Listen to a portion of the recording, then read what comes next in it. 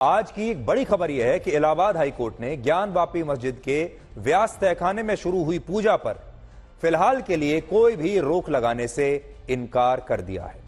High court ने कहा है कि मुस्लिम पक्ष ने अपनी याचिका में 17 जनवरी के मूल आदेश को चुनौती नहीं दी, इसलिए इस विषय पर अदालत अभी कोई फैसला नहीं लेगी और अगली सुनवाई 6 फरवरी को की जाएगी, जिसका मतलब यह है कि 6 फरवरी तक ज्ञानवापी मस्जिद के व्यास तहखाने में निरंतर पूजा चलती रहेगी और इस पर किसी प्रकार की कोई रोक नहीं होगी।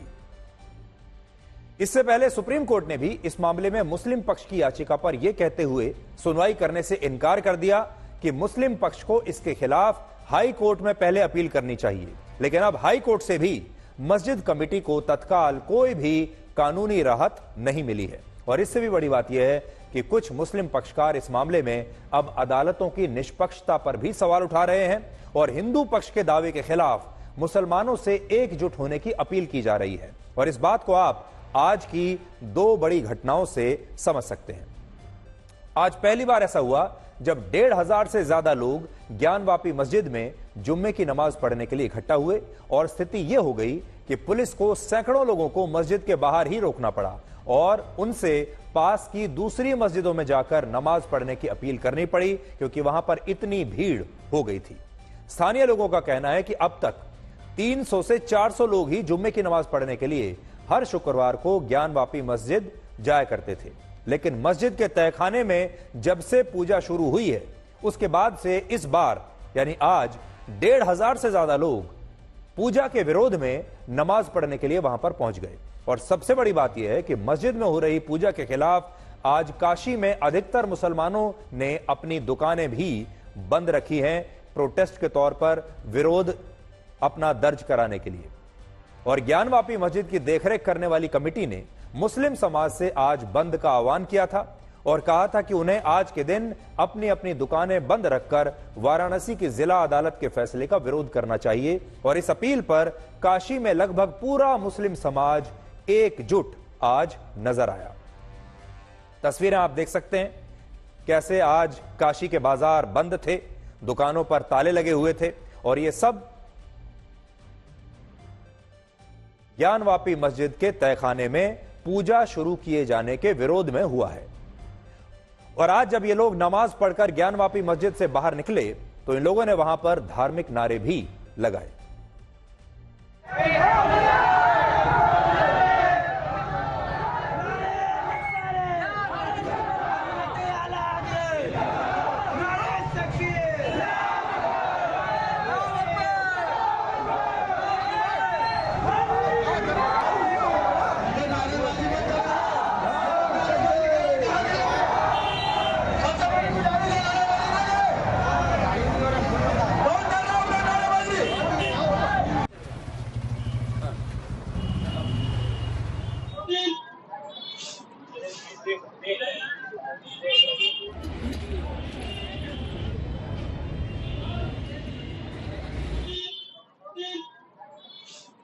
हम तस्वीर आपको ग्राउंड से दिखाएंगे। आप अगर देखते चले यहाँ पर तो जितनी दुकानें आप यहाँ पर देखेंगे सारी की सारी दुकानें आपको यहाँ पर आज बंद नजर आएंगी। सबके शटर्स जो हैं वो आप देखिए ऊपर से नीचे तक यहाँ गिरे हुए हैं। यहाँ तमाम मस्जिद भी हैं, तमाम तस्वीरें भी हैं, यहाँ पर तमाम तरीके के ताले, ये आप देखिए ये इस तरह के जो शटर्स हैं इनको गिराया गया है, ये ताले बंद किए गए हैं। हम भी ऊपर नमाज पढ़ते हैं जी, कभी सब नहीं हुआ जी, आज पहली बार सब हो रहा है। उसके लिए आदमी क्या कहेगा? और जो रिपोर्ट में एएसआई की दिखा रही है एएसआई, सब झूठ बात है। अच्छा, सब झूठ बात है, कुछ भी नहीं है उसमें। अच्छा, आप यहाँ रहते हो, कैसे देख रहे हो जो कुछ चीजें हो रही हैं? ठीक है, बढ़िया, जो होना तो होगा ही, क्या इसमें हम लोग क्या कर सकते हैं। जो कानून है, जो अधिकार है, उस हिसाब से चल रहा है। उसमें हम लोग क्या कुछ बदलाव कर ही नहीं सकते हैं।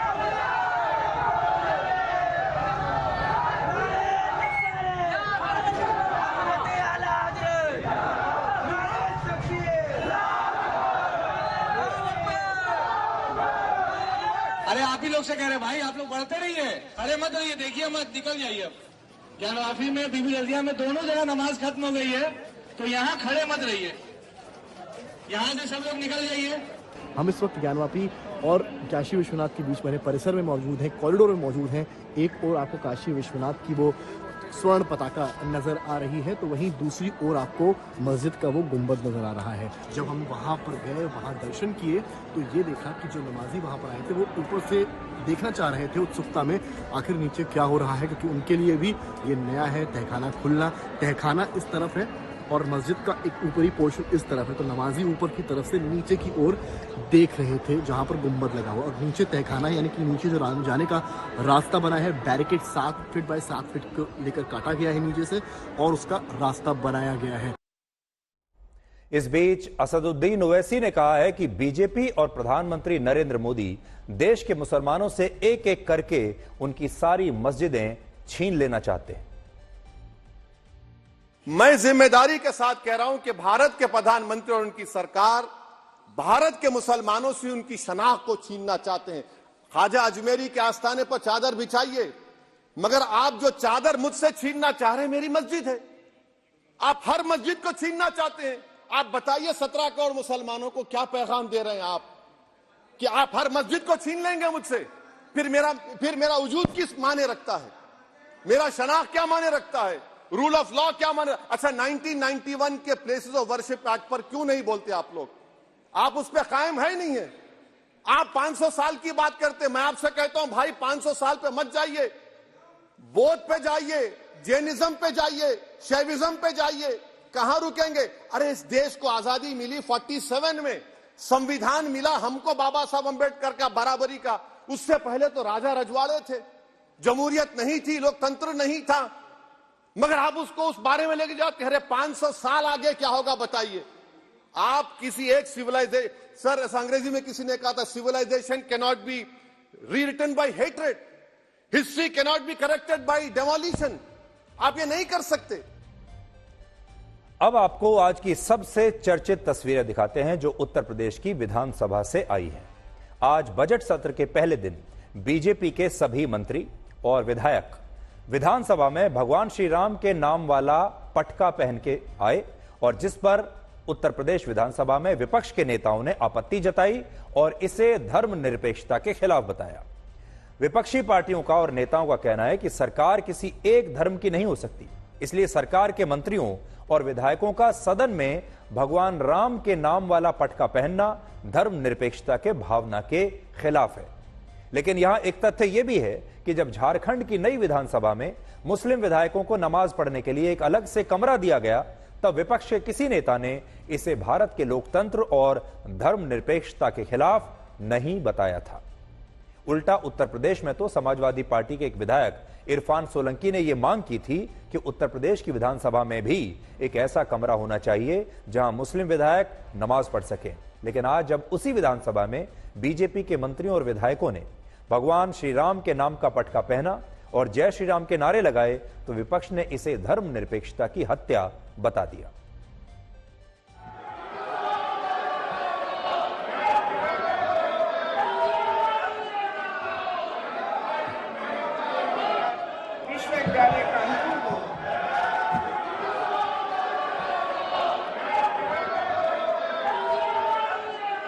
अयोध्या में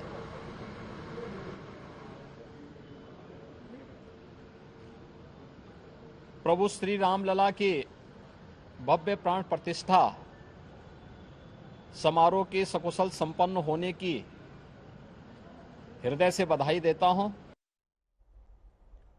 और अब आप ये देखिए कि जब राहुल गांधी देश में भारत जोड़ो न्याय यात्रा निकाल रहे हैं, तब उन्हीं की पार्टी के एक सांसद देश को तोड़ने की बात कर रहे हैं, अलग देश बनाने की बात कर रहे हैं। कर्नाटक से कांग्रेस पार्टी के सांसद डी.के. सुरेश ने मोदी सरकार के अंतरिम बजट में दक्षिण भारत के राज्यों के साथ भेदभाव करने का आरोप लगाया है और कहा है कि यह भेदभाव उन्हें दक्षिण भारत को अलग देश बनाने की मांग करने के लिए मजबूर कर सकता है। ನಮ್ಮ ಪಾಲೇನ್ ಸಿಗಬೇಕಾಗಿದೆ ಅಭಿವೃದ್ಧಿಯ ಹಣ ಇವತ್ತು ಅಭಿವೃದ್ಧಿಯ ಹಣ हमें अपना पैसा ಉತ್ತರ चाहिए। ಭಾರತದ ಕಡೆ चाहे वो जीएसटी हो, कस्टम हो या डायरेक्ट टैक्स के तौर पर हमें अपना उचित हिस्सा मिलना चाहिए। हम दक्षिण भारत के साथ हर स्तर पर अन्याय होता देख रहे हैं। कुल मिलाकर विकास के लिए हमारे हिस्से का पैसा उत्तर भारत में बंटा जा रहा है। हर मामले में हमारे साथ अन्याय हो रहा है। अगर हमने आने वाले दिनों में इसकी निंदा नहीं की तो हमें अलग देश की मांग रखनी पड़ेगी, क्योंकि हिंदी भाषा हम पर थोपी जा रही है। ನಮ್ಮ ರಾಜ್ಯಗಳ ಹಣ 57 वर्ष के डीके सुरेश कर्नाटक के उप मुख्यमंत्री डीके शिव कुमार के भाई हैं और वो अब तक कुल 3 बार लोकसभा का चुनाव जीत चुके हैं। और बड़ी बात यह है कि लोकसभा का चुनाव जीतने के बाद उन्होंने इसी देश की संसद में भारत की एकता, प्रभुता और अखंडता को अक्षुण्ण रखने की शपथ ली थी। लेकिन आज वो इसी देश को तोड़ने की बात कर रहे हैं और कह रहे हैं कि दक्षिण भारत को एक अलग देश बना देना चाहिए। वैसे आज आपके लिए हमारे पास डीके सुरेश के बारे में एक और भी जानकारी है जो शायद आपको चौंका देगी। गरीबी पर लच्छेदार भाषण देने वाले डीके सुरेश 338 करोड़ रुपए की संपत्ति के मालिक हैं। मेरे पास इस समय एडीआर की एक रिपोर्ट है मेरे हाथ में, जिसमें डीके सुरेश ने वर्ष 2014 के चुनावी एफिडेविट में अपनी संपत्ति लगभग 85 करोड़ रुपए बताई थी। यह मैं आपको बता रहा हूं 2019 में, लेकिन 5 वर्षों के बाद 2019 में जब उन्होंने वर्ष 2019 में नया एफिडेविट चुनाव आयोग में दायर किया, तब उनकी यही संपत्ति 85 करोड़ रुपए से 338 करोड़ रुपए हो चुकी थी। यानी 5 साल में उनकी संपत्ति 253 करोड़ रुपए बढ़ गई और वो भारत के तीसरे सबसे अमीर और करोड़पति सांसद बन गए। लेकिन आज वो गरीबी की बातें कर रहे हैं और बजट में भेदभाव को मुद्दा बनाकर दक्षिण भारत को अलग देश बनाने की बात कह रहे हैं। तो आज मैं एफिडेविट उनका लेकर आया हूं और इस एफिडेविट में देखिए, मेरे हाथ में ये एफिडेविट है जिसकी एक कॉपी आपके स्क्रीन पर भी है। और यहां पर 2019 में वो third richest winner in Lok Sabha 2019 elections थे, डीके सुरेश। और जैसा कि मैं आपको बता चुका हूं 338 करोड़ रुपए की उनकी जो है कुल मिलाकर संपत्ति थी, जो पहले 85 करोड़ हुआ करती थी। आज संसद में डीके सुरेश के इस बयान पर काफी हंगामा हुआ है और बीजेपी अब इस पूरे मुद्दे पर सोनिया गांधी से माफी की मांग कर रही है। फिर वो कहते हैं there was no other choice, फिर वो आगे कहते हैं there was no other choice। देश का तोड़ने का बात कल जो किया है, अब बजट के रिएक्शन देते हैं उसके बारे में हम उसे रखना चाहते हैं सर। जो देश तोड़ने का बात हुआ है सर, ये बहुत बड़ा गलती किया है, बहुत बड़ा मेरे हिसाब से तो बहुत बड़ा क्राइम है। और इस हंगामे के बीच आज राज्यसभा में कांग्रेस के अध्यक्ष मल्लिकार्जुन खड़गे ने यह कह दिया कि अब तो बीजेपी की 400 से भी ज्यादा सीटें आ रही हैं। और यह बात सुनकर आज प्रधानमंत्री मोदी भी, जो वहां पर बैठे हुए थे सदन में, वो भी हंसने लगे। आपका इतना बहुमत है, अब तो पहले 330 334 की, अब ने तो 400 पार हो रहा है।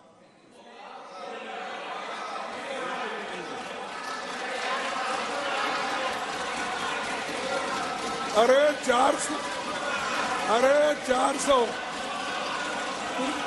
अरे तुम चुन के आओ सर, मेरा दावा है ये लोग ठहर के चुन के आने दो सब। नहीं, ये लोग ठहर के चुन के आने दो। 81 वर्ष के मल्लिकार्जुन खड़गे ने गलती से ही सही, ये हो सकता है उन्होंने कह दिया होगा गलती से, कि इस बार बीजेपी 400 सीटों को भी पार कर रही है। लेकिन पश्चिम बंगाल की मुख्यमंत्री ममता बनर्जी इस समय कुछ भी गलती से नहीं कह रही, सब कुछ सोच समझकर वो अपने बयान दे रही है। आज भी ममता बनर्जी ने एक नया बयान दिया है और कहा है कि इस बार के लोकसभा चुनाव में कांग्रेस पार्टी शायद 40 सीटें भी ना जीत पाए और उन्होंने कांग्रेस को एक घमंडी पार्टी आज बताया है।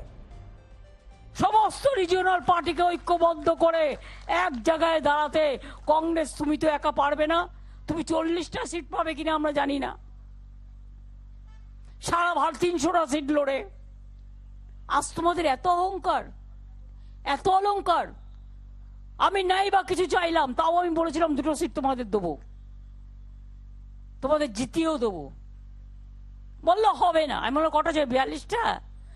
আচ্ছা 42টাই নিয়ে নাও। রিজেক্টেড। তারপর থেকে আমার সাথে আর কোনো সম্পর্ক নেই, কথাও হয়নি। বাংলায় প্রোগ্রাম করতে এসছে, আমরা নাকি ইন্ডিয়ান অ্যালায়েন্স। একবার তো ইনফরমেশনটা দেবে, অমুক দিন থেকে প্রোগ্রাম করতে যাচ্ছি বাংলায় এই রুট দিয়ে। আর তো কিছু চাই না। আমাকে কেউ তো বলেনি, আমি অ্যাডমিনিস্ট্রেশনের থ্রুতে শুনেছি। ডিরেক্টরকে কাউকে কাউকে ফোন করে বলেছে আমাদের গাড়িটা পাস করে দাও। আমাকে একবারের জন্য জানায়নি, আমি জানতেই পারিনি। তুমি বাংলা না বেছে ইউপি গেলে না কেন? বুকের পাটা থাকতো দেখতাম यूपीতে इलाहाबादে গিয়ে बीजेपी के हारिए एसो। जिस दिन से अयोध्या में रामलला की प्राण प्रतिष्ठा हुई है, उसी दिन से राम मंदिर का विरोध करने वाले विपक्ष के इस इंडिया गठबंधन के प्राण भी ऐसे ही धीरे धीरे निकल रहे हैं। और आज स्थिति यह हो गई है कि ममता बनर्जी कह रही हैं कि कांग्रेस के लिए लोकसभा चुनाव में 40 सीटें जीतना भी मुश्किल होगा। इससे पहले ममता बनर्जी ये भी कह चुकी हैं कि वो पश्चिम बंगाल में अकेले चुनाव लड़ेंगी, किसी के लिए कोई सीट नहीं छोड़ेंगी। आम आदमी पार्टी भी ये कह चुकी है कि वो पंजाब में अकेले चुनाव लड़ेगी। और नीतीश कुमार पहले ही अब एनडीए में शामिल हो चुके हैं, इसलिए धीरे धीरे एक एक करके इंडिया गठबंधन के लिए लगातार झटके लग रहे हैं। और अब हम आपको बताते हैं यूनिफॉर्म सिविल कोड के बारे में, क्योंकि यूनिफॉर्म सिविल कोड का एक फाइनल ड्राफ्ट उत्तराखंड में अब तैयार हो चुका है। यह उत्तराखंड में लागू होगा। और यह ड्राफ्ट जिस एक्सपर्ट कमेटी द्वारा तैयार किया गया है, उसका गठन 27 मई 2022 को हुआ था। और इस कमेटी के अध्यक्ष सुप्रीम कोर्ट के रिटायर्ड जज रंजना प्रकाश देसाई थी। इस ड्राफ्ट रिपोर्ट को 4 खंडों में तैयार किया गया है, जिसमें पहले खंड में एक्सपर्ट कमेटी की रिपोर्ट है, दूसरे खंड में कानून से जुड़ा ड्राफ्ट कोड है, तीसरे में इस विषय से जुड़े हितधारकों के सुझाव हैं और चौथे खंड में प्रारूप संहिता को ध्यान में रखा गया है। और सबसे बड़ी बात यह है कि इस ड्राफ्ट रिपोर्ट के कवर पेज पर न्याय की देवी को दर्शाया गया है, लेकिन न्याय की देवी की आंखों पर पट्टी भी बंधी हुई इसमें नहीं है। सबसे खास बात यह है, यहां पर पट्टी नहीं बंधी है। एक्सपर्ट कमेटी का कहना है कि कानून सभी धर्मों के लोगों को समान नजरों से देखे, इसलिए इसमें न्याय की देवी की आंखों से पट्टी को हटा दिया गया है और इस ड्राफ्ट रिपोर्ट को एक विशेष नाम दिया गया है, और वो है समानता द्वारा समरसता। इस ड्राफ्ट रिपोर्ट को अब उत्तराखंड की सरकार एक बिल का रूप देगी, जो 6 फरवरी को उत्तराखंड की विधानसभा में पेश किया जा सकता है। और अगर यह बिल पास हो गया तो गोवा के बाद उत्तराखंड यूनिफॉर्म सिविल कोड को लागू करने वाला देश का दूसरा राज्य बन जाएगा। इस कानून के लागू होने से सभी धर्मों में विवाह के लिए लड़कियों की न्यूनतम उम्र अब 18 वर्ष हो जाएगी और लड़कों की न्यूनतम उम्र सभी के लिए, सब धर्मों के लड़कों के लिए 21 वर्ष हो जाएगी। फिलहाल हिंदू, सिख, जैन और बौद्ध धर्म में तो लड़कियों को 18 वर्ष की उम्र में ही बालिग माना जाता है। और अगर इससे पहले इन धर्मों में किसी लड़की की शादी होती है तो ऐसे मामलों में पुलिस शिकायत के आधार पर कानूनी कार्रवाई कर सकती है। लेकिन इस्लाम धर्म में अभी यह कानून नहीं माना जाता। मुस्लिम पर्सनल लॉज के मुताबिक 15 साल की उम्र में मुस्लिम लड़की की शादी की जा सकती है और यह गैर कानूनी नहीं माना जाएगा। लेकिन उत्तराखंड में यूनिफॉर्म सिविल कोड लागू हो गया तो बाकी धर्मों की तरह इस्लाम में भी मुस्लिम लड़कियों का विवाह 18 वर्ष की आयु से पहले नहीं हो सकेगा, यानी सबके लिए एक समान आयु का कानून बन जाएगा। दूसरा, इस ड्राफ्ट रिपोर्ट के तहत उत्तराखंड में शादी का रजिस्ट्रेशन अब सभी धर्मों के लोगों के लिए अनिवार्य होगा। तीसरा, तलाक के मामलों में पुरुषों और महिलाओं को बराबर के अधिकार मिलेंगे। चौथा, पुरुष पहली पत्नी के जीवित रहते हुए या उसे तलाक लिए बिना दूसरी शादी नहीं कर सकेंगे। फिलहाल हिंदू, सिख, जैन और बौद्ध धर्म के लोग पहली पत्नी के जीवित रहते हुए या उसे तलाक दिए बिना दूसरी शादी नहीं कर सकते हैं। उन पर तो पहले से ही ये कानून लागू है और अगर कोई हिंदू ऐसा करता है तो उसे 10 साल की जेल की सजा हो सकती है। लेकिन मुस्लिम पर्सनल लॉज के मुताबिक देश में सभी मुस्लिम पुरुषों को बिना तलाक लिए 4 शादियां करने की छूट है। लेकिन उत्तराखंड में अभी सभी धर्मों के लोग समान कानून के दायरे में आ जाएंगे। ये एक बहुत बड़ा बदलाव होगा। 5वां पॉइंट इसमें है, पैतृक संपत्ति पर पुरुषों और महिलाओं का अब बराबर का अधिकार होगा। यानी जो हमारे देश में महिलाएं हैं, बेटियां हैं, बहन हैं, उन सब का बराबर का अधिकार संपत्ति में होगा। छठा, लिव इन रिलेशनशिप्स में रहने वाले सभी कपल्स को अब पुलिस में इसका सेल्फ डिक्लेरेशन फॉर्म भर के जमा कराना होगा। यानी पुलिस को पहले से बताना होगा कि ये कपल लिव इन रिलेशनशिप में रह रहा है। इससे पहले अभी तक ये डिक्लेयर नहीं किया जाता था। तो अब लिव इन रिलेशनशिप के बारे में अगर कोई रहता है वहां उत्तराखंड में, कोई भी कपल, कोई भी लड़का लड़की अगर रहते हैं, तो उन्हें पुलिस स्टेशन में जाकर यह डिक्लेरेशन देना होगा। और 7वां, अनुसूचित जनजाति के लोग इस कानून के दायरे में नहीं आएंगे। लंबे समय से हम सबको प्रतीक्षा थी कि ड्राफ्ट हमको मिले। कमेटी ने अपना काम किया, हमको आज ड्राफ्ट मिल गया है।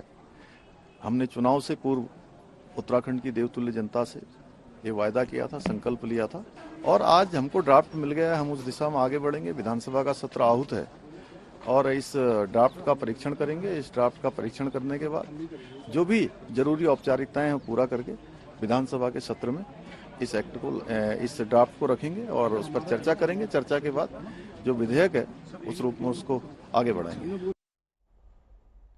यूनिफॉर्म सिविल कोड में सबसे बड़ा मुद्दा एक से ज्यादा शादियों का है। लेकिन क्या आप जानते हैं कि भारत में सबसे ज्यादा बहुविवाह असल में इस्लाम धर्म में नहीं बल्कि ईसाई धर्म में होते हैं।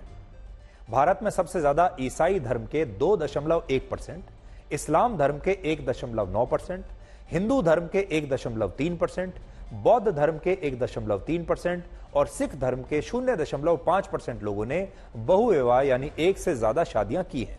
इसका मतलब यह है कि इस्लाम धर्म में बिना तलाक लिए 4 शादियां करने की इजाजत जरूर है, लेकिन इसके बावजूद ज्यादातर मुसलमान अब भी एक से ज्यादा शादियां नहीं कर रहे हैं। इससे भी ज्यादा हैरानी की बात यह है कि शहरों के मुकाबले गांवों में बहुविवाह ज्यादा होते हैं। गांवों में 1.6% लोगों ने और शहरों में 0.9% लोगों ने एक से ज्यादा शादियां की हैं। इसके अलावा जो लोग आदिवासी समुदाय से आते हैं वो लोग दलितों और पिछड़े समुदाय के लोगों के मुकाबले ज्यादा बहुविवाह करते हैं। आदिवासी समुदाय के 2.4%, दलित समुदाय के 1.5% और पिछड़े समुदाय के 1.3% लोगों ने एक समय में एक से ज्यादा शादियां की हैं। और भारत में कुछ राज्य ऐसे भी हैं जहां आदिवासी समुदाय में बहुविवाह को कानूनी मान्यता भी दी गई है और उनके लिए अलग से विशेष कानून लागू किए गए हैं। अब यहां नोट करने वाली बात यह है कि भारत में सबसे कम बहुविवाह उत्तर भारत में होते हैं, जिनमें उत्तर प्रदेश, दिल्ली, पंजाब, हरियाणा, हिमाचल प्रदेश, उत्तराखंड, राजस्थान, मध्य प्रदेश और गुजरात में ना के बराबर लोग बिना तलाक लिए दूसरी शादी करते हैं। लेकिन उत्तर पूर्व भारत और पूर्वी भारत के राज्यों में वहां के लोग सबसे ज्यादा बहुविवाह कर रहे हैं, ऐसा आंकड़े बताते हैं। अब देखिए, भारत में यूनिफॉर्म सिविल कोड पर कानूनन वर्ष 1986 में ही ये आ सकता था, लेकिन तब राजीव गांधी की सरकार ने ऐसा नहीं किया और उन्होंने शाहबानो मामले में सुप्रीम कोर्ट के फैसले को तब पलट दिया था। इसलिए आज हम आपको वर्ष 1986 के शाहबानो केस के बारे में भी कुछ बताना जरूर चाहेंगे। आजादी से लगभग 15 साल पहले वर्ष 1932 में शाहबानो का निकाह मोहम्मद अहमद खान नाम के एक व्यक्ति से हुआ था, लेकिन इस निकाह के 43 वर्ष के बाद वर्ष 1975 में मोहम्मद अहमद खान ने अपनी पत्नी शाहबानो को अपने घर से निकाल दिया और इसके बाद वर्ष 1978 में उसे तलाक भी दे दिया। जिस समय यह तलाक हुआ उस समय शाहबानो की उम्र थी 65 वर्ष और इस उम्र में उनके लिए कोई काम करके अपना जीवन यापन करना बहुत ही मुश्किल काम था। तलाक के बाद वर्ष 1978 में ही शाहबानो ने इंदौर की एक अदालत में याचिका दायर करके यह मांग की कि उन्हें उनके पति द्वारा हर महीने 500 रुपए गुजारा भत्ता दिया जाए। इसके कुछ महीने के बाद अदालत ने अपना फैसला जरूर दिया, लेकिन यह फैसला शाहबानो के साथ एक तरह का अन्याय था, क्योंकि अदालत ने गुजारे भत्ते के लिए हर महीने 500 रुपए नहीं बल्कि सिर्फ 20 रुपए की राशि मंजूर की, जबकि शाहबानो के पति की सालाना आय उस समय 60,000 रुपए थी। बड़ी बात यह है कि हर साल 60,000 रुपए कमाने वाला मोहम्मद अहमद खान अपनी पूर्व पत्नी को हर महीने 20 रुपए भी देने के लिए तैयार नहीं था। इसके बाद यह मामला मध्य प्रदेश हाईकोर्ट पहुंचा, जहां अदालत ने यह फैसला सुनाया कि शाहबानो को उसके पूर्व पति द्वारा हर महीने 20 रुपए नहीं बल्कि 179 रुपए 20 पैसे गुजारे भत्ते के तौर पर देने होंगे, यानी लगभग 180 रुपए शाहबानो को मिलने चाहिए। इस फैसले के बाद तब देश में एक नई बहस छिड़ गई और शाहबानो के पूर्व पति ने सुप्रीम कोर्ट में हाई कोर्ट के इस फैसले को रद्द करने के लिए एक याचिका लगाई और फिर वर्ष 1985 में सुप्रीम कोर्ट ने इस पर अपना अंतिम फैसला सुनाया और तब यह फैसला सुनाने वाले सुप्रीम कोर्ट के मुख्य न्यायाधीश जस्टिस वाई.वी. चंद्रचूड़ थे, जो मौजूदा मुख्य न्यायाधीश जस्टिस डी.वाई. चंद्रचूड़ के पिता थे। उस समय सुप्रीम कोर्ट ने शाहबानो को हर महीने 179 रुपए 20 पैसे गुजारा भत्ता देने का मध्य प्रदेश हाईकोर्ट का फैसला सही माना और शाहबानो के पूर्व पति मोहम्मद अहमद खान को 10,000 रुपए अतिरिक्त शाहबानो को देने के लिए कहा। यह एक ऐसा फैसला था जो भारत में 3 तलाक कानून को उसी दिन उसी समय समाप्त कर सकता था और यूनिफॉर्म सिविल कोड एक तरीके से लागू करने का यह आधार बन सकता था।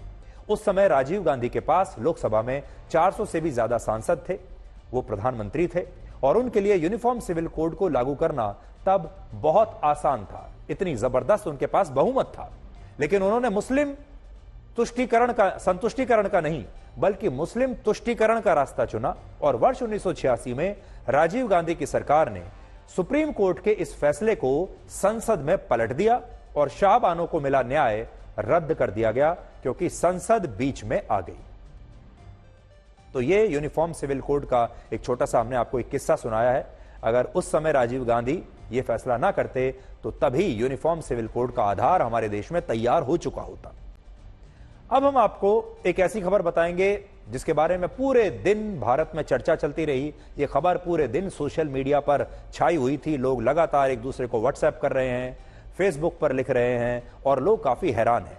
और वो खबर जो आज हम आपको बताएंगे वो ये है कि मॉडल पूनम पांडे की मौत के दावे का सच क्या है। आज दिन भर सोशल मीडिया पर यह लगातार चर्चा रही। आपके पास भी यह मैसेज जरूर आया होगा कि 32 साल की उम्र में पूनम पांडे की सर्विकल कैंसर से मौत हो गई है। लेकिन बहुत सारे लोगों को इस खबर पर अभी भी विश्वास नहीं हो रहा।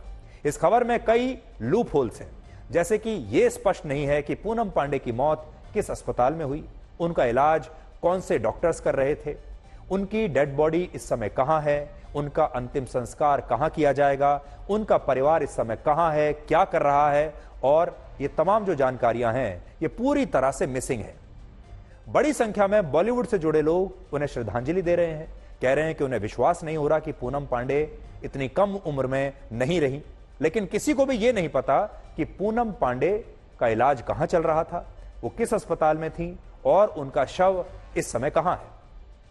आज पूनम पांडे एक पहेली बन गई है और अब एक थ्योरी यह भी सामने आ रही है कि 4 फरवरी को वर्ल्ड कैंसर डे है, इसलिए हो सकता है कि कैंसर को लेकर लोगों में जागरूकता लाने के लिए पूनम पांडे की मौत की यह खबर जानबूझकर फैलाई गई हो।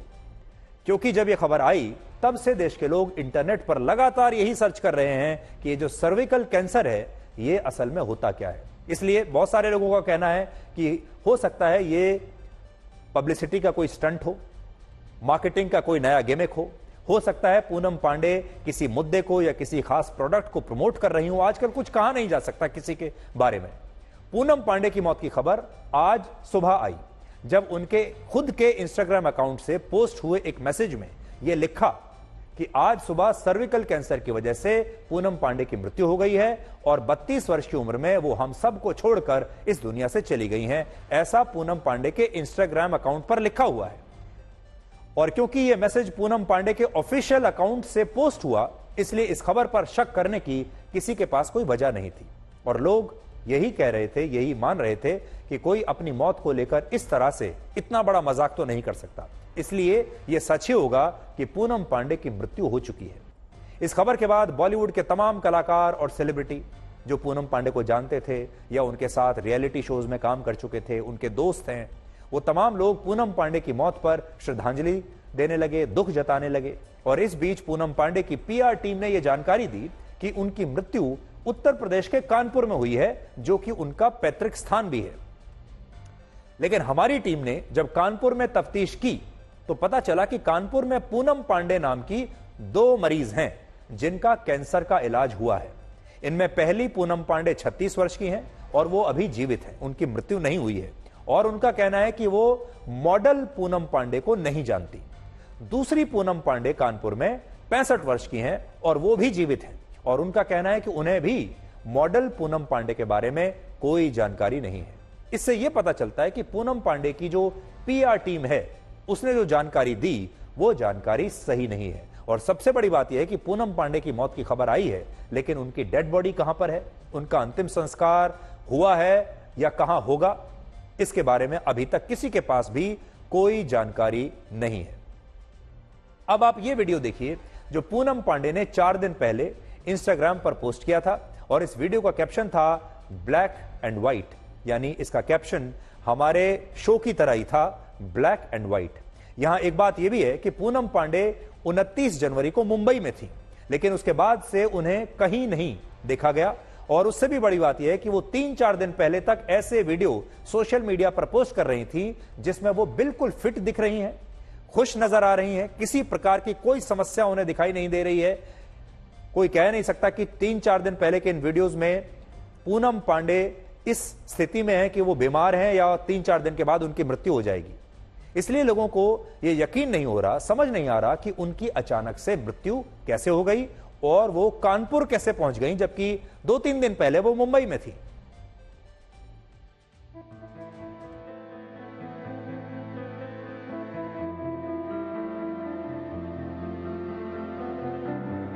कुछ दिन पहले जिन पूनम पांडे की इंस्टा पोस्ट पर उनके फैंस लाइक और कमेंट कर रहे थे, उसी इंस्टा पर यह खबर आई कि पूनम पांडे अब इस दुनिया में नहीं रही हैं।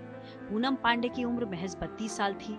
कहा जा रहा है कि वो सर्विकल कैंसर से जूझ रही थी और उनकी पीआर टीम की माने तो गुरुवार को वो जिंदगी की जंग हार गईं। हालांकि इतनी कम उम्र में उनका गुजर जाना किसी के गले नहीं उतर रहा है। पूनम पांडे की मौत की खबर सबसे पहले उनके इंस्टाग्राम हैंडल पर शेयर की गई। इस पोस्ट में लिखा गया कि आज की सुबह हमारे लिए कठिन है। आपको ये बताते हुए बहुत दुख हो रहा है कि हमने सर्विकल कैंसर के कारण अपनी प्यारी पूनम को खो दिया है। दुख की इस घड़ी में हम गोपनीयता का अनुरोध करेंगे, जबकि हम उसे हमारे द्वारा साझा की गई हर बात के लिए प्यार से याद करते हैं। पूनम पांडे की पीआर टीम की माने तो जिस वक्त पूनम की मौत हुई उस वक्त वो होम टाउन में थी। ऐसे में सवाल पूछा जा रहा है कि आखिर ये कैंसर है क्या और क्या इस कैंसर के बारे में अंतिम वक्त तक पता लगाना मुश्किल है। हाल के सालों में सर्विकल कैंसर वैश्विक स्तर पर महिलाओं में होने वाला तीसरा सबसे आम कैंसर साबित हुआ है। सर्विकल कैंसर सर्विक्स में होने वाला गंभीर प्रकार का कैंसर माना गया है। सर्विक्स गर्भाशय का सबसे निचला भाग होता है। सर्विकल कैंसर के ज्यादातर केस एचपीवी के संक्रमण की वजह से होते हैं। एचपीवी एक आम वायरस है जो फिजिकल रिलेशन के दौरान एक व्यक्ति से दूसरे व्यक्ति में फैल सकता है। सर्विकल कैंसर तेजी से बढ़ती एक ऐसी समस्या है जिसे लेकर सरकार भी मिशन मोड पर है। यही वजह है कि वित्त मंत्री निर्मला सीतारमण ने इस बार अंतरिम बजट में सर्विकल कैंसर वैक्सीनेशन को आगे बढ़ाने का बड़ा ऐलान किया है। इस मिशन के तहत 9 से 14 साल की लड़कियों का टीकाकरण कर उनके कैंसर के जोखिमों को कम किया जाएगा। Cervical cancer vaccination, cervical cancer के लिए टीकाकरण, हमारी सरकार टीकाकरण को बढ़ावा देगी। लड़कियों को जो 9 से 14 वर्ष के उम्र में हैं के बीच हैं, ताकि सर्वाइकल कैंसर को रोका जा सके। सर्विकल कैंसर एक ऐसी बीमारी है जो तेजी से महिलाओं को अपनी चपेट में ले रही है। हर साल लाखों महिलाएं इस कैंसर की वजह से अपनी जान गंवा रही हैं। बात अगर भारत की जाए तो एक साल में सर्विकल कैंसर के 1,24,000 के करीब मामले सामने आ चुके हैं। यही नहीं, इस कैंसर से होने वाली मृत्यु दर 9.1% है और ये कैंसर औरतों की मौत की दूसरी सबसे बड़ी वजह बन गया है। ऐसे में जरूरी है कि इस कैंसर की ABCD को समझा जाए और इससे मुकाबले के लिए तैयार रहा जाए। अब देखिए, पूनम पांडे की मौत के दावे पर इसलिए भी संदेह किया जा रहा है क्योंकि इससे पहले उन्होंने कभी यह नहीं बताया था कि उन्हें सर्विकल कैंसर है, लेकिन अचानक से यह दावा किया गया कि सर्विकल कैंसर से 32 वर्ष की उम्र में ही उनकी मौत हो गई है। और बड़ी बात यह है कि जब से यह खबर आई तब से देश के लोग सर्विकल कैंसर के बारे में इंटरनेट पर लगातार सर्च कर रहे हैं और इसके बारे में सब कुछ जानना चाहते हैं।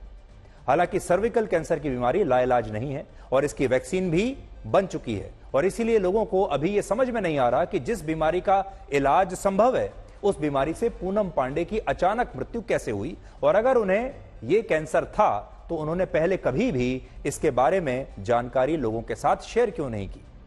हालांकि यहां एक बड़ी बात यह भी है कि 4 फरवरी को वर्ल्ड कैंसर डे है और इसलिए हो सकता है कि पूनम पांडे की सर्विकल कैंसर से मौत का दावा इस बीमारी के बारे में लोगों को जागरूक करने के लिए किया गया हो, यह भी संभव है। भारत में हर साल इस बीमारी से 74,000 महिलाओं की मौत होती है और आज भारत में ब्रेस्ट कैंसर के बाद सर्विकल कैंसर महिलाओं के लिए सबसे खतरनाक बीमारी मानी जाती है और डॉक्टर्स ये सलाह देते हैं कि अगर इससे बचना है तो इसके लिए महिलाओं को लगातार रेगुलरली जांच करानी चाहिए और 9 वर्ष से 40 वर्ष तक की लड़कियां और महिलाओं को यह वैक्सीन जरूर लेनी चाहिए। हमारे देश में जो कैंसर सर्विक्स है वो पूरी दुनिया में 1/3 जो है केसेस जो है वो हमारे देश से आते हैं, तो ये हमारे देश का सबसे प्रेवलेंट कैंसर है। आंकड़े अगर हम देखें तो ऑलमोस्ट 74,000 जो है डेथ्स हमारे ईयरली होते हैं और एक दिन में 200 लेडीज इससे मौत का शिकार होती है। तो ये नॉट अफ्लिक्शन की बात कर रहा हूँ, अगर मौत, तो अगर 8 मिनट हम बात करें आपके साथ तो उस 8 मिनट में एक लेडी की मौत हो जाती है कैंसर सर्विक्स की वजह से। दैट मीन्स डिजीज इतना प्रोग्रेस कर गया है कि उससे मौत हो गई है। एवरी 8 मिनट्स एक लेडी हमारे देश में इस डिजीज से अनफॉर्चुनेटली वी लूज है। हर साल जांच करना बहुत इंपॉर्टेंट है। तो प्रिवेंशन के जो 2 मेन स्तंभ है वो है एक तो वैक्सीनेशन, जिसके बारे में हम आपको बताते हैं, और सेकंड जो है वो पैप्समेयर टेस्ट होता है एक। तो पैप्समेयर टेस्ट होता है जो निचला हिस्सा मैंने आपको सर्विक्स बताया, वहां से हम लोग एक स्मेयर लेते हैं, सेल्स लेते हैं, गायनेकोलॉजिस्ट करता है और ये रूटीनली हर लेडी को हर साल कराने की जरूरत है। एवरी ईयर अगर हमारे 3 पैप्समेयर्स 3 साल में नेगेटिव आए फिर उसका गैप हम लोग बढ़ा सकते हैं टेस्टिंग के लिए। सो प्रिवेंशन विल बी टेस्टिंग। तो पूनम पांडे की असली कहानी क्या है ये तो अभी किसी को नहीं पता। पूनम पांडे गायब हैं, पूनम पांडे किसी को मिल नहीं रही हैं, उनका कहां इलाज चल रहा था, उनका शव कहां है, उनका अंतिम संस्कार कहां पर होगा या हो चुका है, इसके बारे में किसी को कोई जानकारी नहीं है। और इसीलिए यह भी हो सकता है कि ये कोई पब्लिसिटी स्टंट हो, यह भी हो सकता है कि ये कोई मार्केटिंग का नया टूल हो, और यह भी हो सकता है कि पूनम पांडे इस मुद्दे को प्रमोट करने के लिए ऐसा कर रहे हो, कुछ भी हो सकता है। लेकिन एक बात है कि इस खबर के आने के बाद देश भर में बड़ी संख्या में लोग सर्विकल कैंसर के बारे में इंटरनेट पर सर्च कर रहे हैं, जानने की कोशिश कर रहे हैं, और एक दिन के अंदर ही महिलाओं में सर्विकल कैंसर को लेकर जो अवेयरनेस है, जागरूकता है, वो बढ़ते हुए दिख रही है। तो हम आपसे बस इतना कहेंगे कि पूनम पांडे की जो खबर है वो तो आज नहीं तो कल उसकी पुष्टि हो ही जाएगी, सच सामने आ ही जाएगा। आज बड़ी बात यह नहीं है कि हम पूनम पांडे का यह मुद्दा आज आपके सामने लेकर आए हैं। बड़ी बात यह है कि पूनम पांडे के जरिए जो सर्विकल कैंसर का भी जो मुद्दा है उसे लेकर भी जागरूकता आ रही है। इसलिए देश भर की महिलाओं को हम ये कहना चाहेंगे कि सर्विकल कैंसर को लेकर आप लगातार जागरूक रहें, अपना चेकअप धीरे धीरे रेगुलरली कराते रहें, और अगर आपको कोई भी समस्या हो तो सबसे पहले डॉक्टर से जाकर मिलें। और पूनम पांडे की जहां तक बात रही, जैसे ही हमें इस खबर के बारे में कोई पुष्टि मिलेगी, कोई नई जानकारी, नया अपडेट मिलेगा, वो हम आप तक जरूर पहुंचाएंगे। अब हम आपको दुनिया के सबसे अमीर व्यक्ति और उद्योगपति इलॉन मस्क की सैलरी के बारे में बताएंगे। आप तो जानते ही हैं कि दुनिया के जो बड़े बड़े उद्योगपति हैं, बड़ी बड़ी कंपनियों के जो मालिक हैं, बड़े बड़े सीईओज हैं, उनकी कितनी सैलरी है इसे लेकर लोगों में बड़ी उत्सुकता रहती है। और हमेशा हर साल ऐसी रिपोर्ट छपती रहती है कि किस उद्योगपति की कितनी सैलरी है, कौन सा सीईओ, कौन सा मैनेजिंग डायरेक्टर, कौन सा कंपनी का चेयरमैन कितनी तनख्वाह लेता है। और इन सब लोगों की बड़ी बड़ी तनख्वाहें होती हैं, अलग अलग तनख्वाहें होती हैं। लेकिन हम आपको जो बता रहे हैं वो है इलॉन मस्क की सैलरी, जिसे लेकर उन्हीं की अपनी टेस्ला कंपनी के एक शेयर होल्डर ने सवाल उठाया और यह मामला अदालत तक चला गया। और अमेरिका की एक अदालत ने इलॉन मस्क के सैलरी पैकेज को यह कहते हुए रद्द कर दिया कि यह बहुत ज्यादा है और उन्हें इतना पैसा यानी इतनी तनख्वाह नहीं मिलनी चाहिए। तो सोचिए, इलॉन मस्क की अपनी कंपनी के शेयर होल्डर्स ये कह रहे हैं कि इलॉन मस्क की तनख्वाह बहुत ज्यादा है, उन्हें इतनी तनख्वाह नहीं मिलनी चाहिए।